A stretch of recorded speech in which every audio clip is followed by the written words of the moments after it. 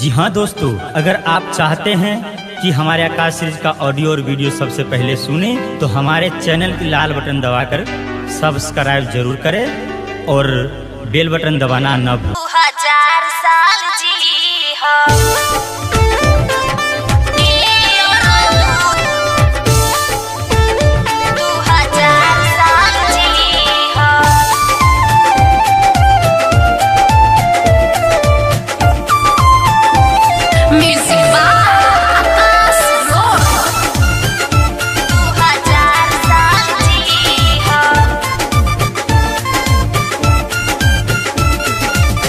जन्मदिन तहरा यारी के बाहो बोलना ये जानू दे पुतुका हो। अच्छा जन्मदिन तहरा यारी के बाहो बोलना ये जानू दे पुतुका हो।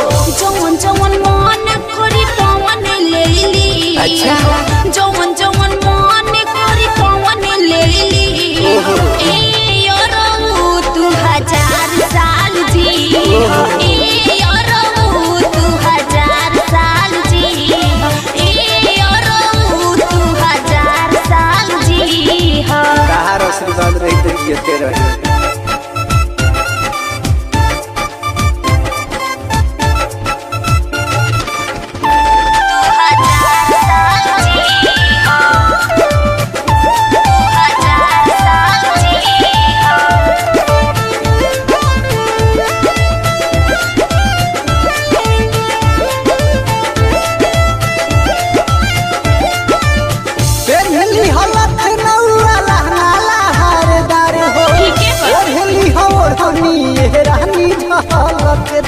साचो ए हो आदब पकाई 8 बजे रात में बोझी के बजाई के सखी के साथ में लीला पलकी गोविंदी साथली लीला पलकी गोविंदी साथली ए यारो 2000 साल जी हो। ए यारो 2000 साल जी हो। ए यारो 2000 साल जी हो। 2000 साल जी हो। 2000 साल जी हो।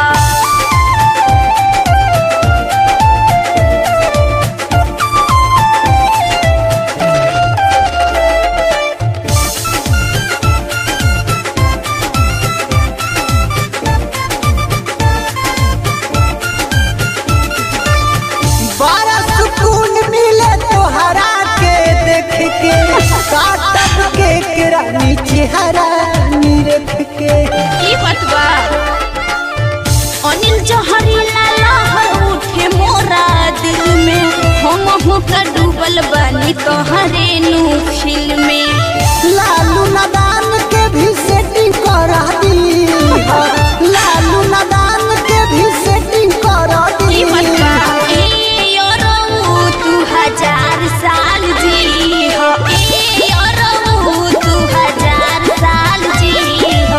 ए यारो 2000 साल जी हो। जन्मदिन तहरा यारी के बाहो बोलना ये जानू दे पुतुका जवन जवन मन करी पवन ले ली। अच्छा जवन जवन मन करी पवन ले ली।